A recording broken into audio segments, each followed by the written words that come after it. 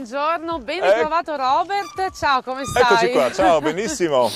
Allora, dove mi porti oggi? Partiamo da Palmanova, dove già sono arrivata in una puntata che mi ha visto partire da Udine. La direzione sarà? Sud. Oggi facciamo Palmanova, Aquileia, quindi da una città UNESCO a un'altra città UNESCO. Palmanova è una città del tardo XVI secolo e munita di mura, di bastioni esterni, di cui dopo facciamo un giro, anche almeno un pezzettino, quello che si può. Dopodiché, lungo la vecchia via Iulia Augusta, la strada romana che adesso è in buona parte la ciclovia Alpe Adria, raggiungiamo prima Strassoldo, un piccolo borgo medievale, e poi finalmente Aquileia, grande città, patrimonio dell'UNESCO da ormai molti anni. Un grande concentrato di storia, in quanti chilometri? Pochissimo. La pendenza è asintotica, è praticamente un ECG piatto. I chilometri sono una ventina, quindi fattibilissimi, con grande facilità, in buona parte anche piste ciclabili, se no ci sono delle strade un po' a fondo naturale e comunque poco trafficate. Ok, allora cominciamo con il riscaldamento, con il Perfetto. Giro delle mura. Benissimo, mi attrezzo, posso? Vai.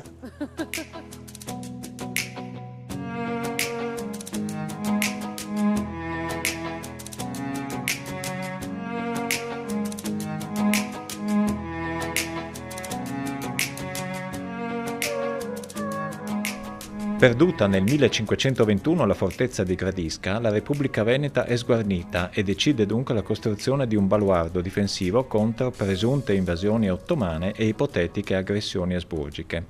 Nell'ottobre 1593 il Senato veneziano accoglie la proposta di una fortezza costruita a meno di 1 chilometro dal frastagliato confine con l'Austria, che dopo l'uscita di scena del pericolo ottomano è diventata per Venezia il nemico da cui difendersi. Efficace esempio di architettura militare, magnifico modello di urbanistica rinascimentale, la fortezza assume la forma di stella a 9 punte, dimensionata in base alla gittata delle armi da fuoco. 30 anni ci vogliono per la costruzione dell'opera, che raggiunge un perimetro di 7 km. Più tardi, le mutate condizioni balistiche portano alla costruzione di 2 nuove cerchie difensive. Le 3 porte di accesso, chiamate ora Aquileia, Udine, Cividale, conducono alla grande piazza esagonale dove svetta l'alto pennone della bandiera.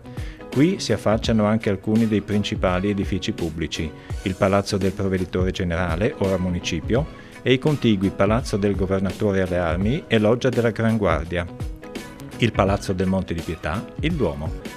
Questo viene costruito a partire dal 1603, ma solo 30 anni dopo viene terminato il tetto, notevole opera di carpenteria. L'interno contiene anche opere del Padovanino, Pomponio Amalteo, Eugenio Pini, Pietro Bainville.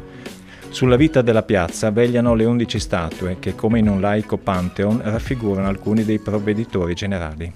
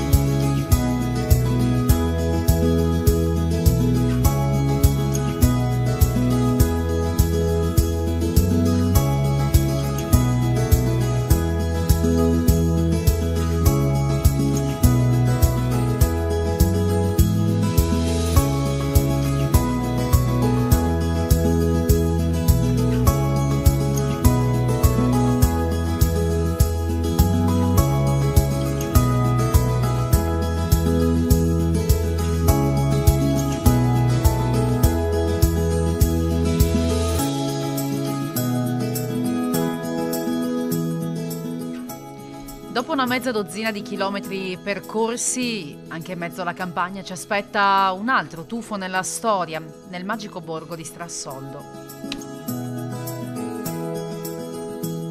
Sul finire del XII secolo viene menzionato il paese, ma un castello è documentato già dal 530, costruito con pietre provenienti dalla distrutta Aquileia.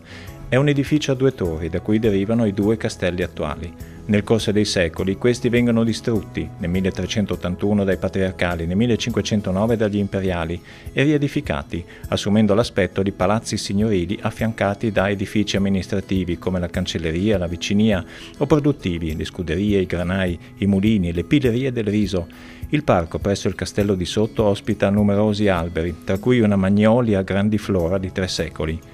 Qui alloggiano i delegati veneziani che nel 1593 decidono la costruzione della fortezza di Palmanova. E qui si sposa nel 1798 il futuro maresciallo Radetzky. La grande storia passa per un piccolo borgo. Alla settecentesca chiesa di San Nicolò con tele di Pietro Benville e altare di Bernardino ad Abissone si affianca poco distante la chiesa romanica di Santa Maria in Vineis, decorata con affreschi del XIV e XV secolo.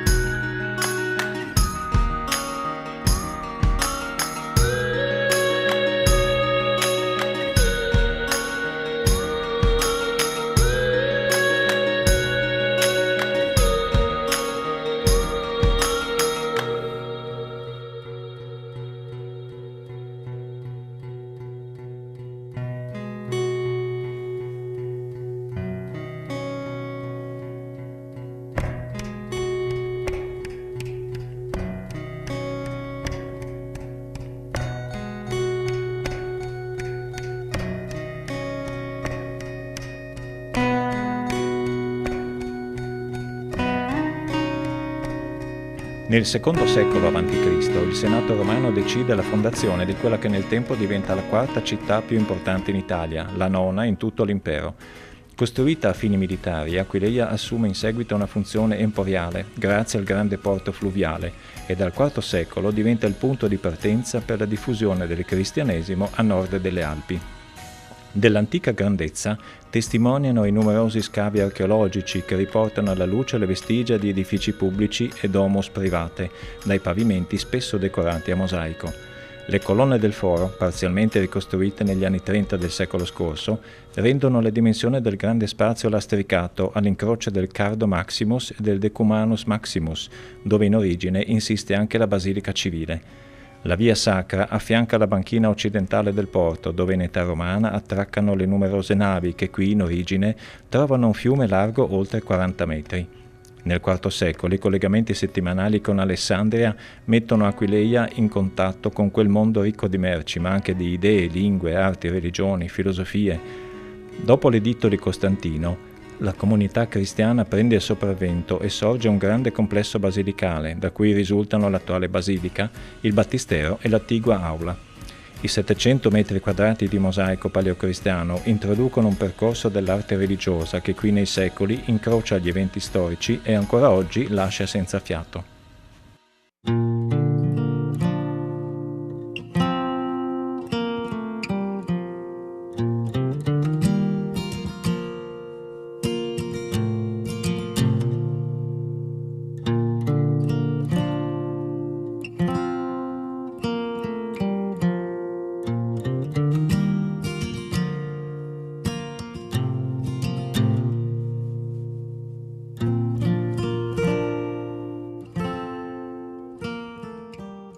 Aquileia è una delle località storiche più importanti lungo il tracciato dell'Alpe Adria.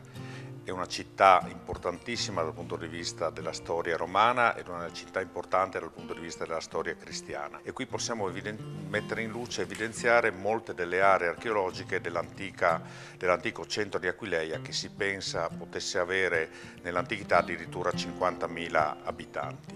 La Fondazione Aquileia sta cercando di valorizzare questo grandissimo patrimonio di aree, di musei, di strutture, per portarlo poi ad una dimensione ancora più affascinante, ancora più suggestiva del parco archeologico di Aquileia, cercando di dare a queste vestigia una parvenza e un'aspettativa moderna ed importante per i nostri visitatori, e di poterla quindi valorizzare e rendere fruibile ai visitatori che ci raggiungeranno anche attraverso la pista ciclabile, ma non solo attraverso la pista ciclabile, anche attraverso altri mezzi di trasporto. La bicicletta in questo contesto è però uno dei mezzi più belli e più utili per poter visualizzare insieme questa città, le sue caratteristiche, anche i pregi naturalistici ed ambientali che intorno ad Aquileia ci sono e sono molto numerosi. Allo scopo di valorizzare ancora meglio questo patrimonio, la Fondazione Aquileia sta organizzando da 2 anni una serie di mostre archeologiche molto importanti. Quelle dell'archeologia ferita hanno avuto un grande successo di pubblico perché trattano un tema molto vicino a noi, che è quello delle distruzioni del patrimonio storico universale, e altre mostre che invece vogliono rendere conto di vari aspetti della romanità e che possono quindi dare e ulteriormente valorizzare il ruolo che Aquileia ebbe nell'antichità come faro di civiltà e faro di influssi culturali in tutto il mondo centroeuropeo.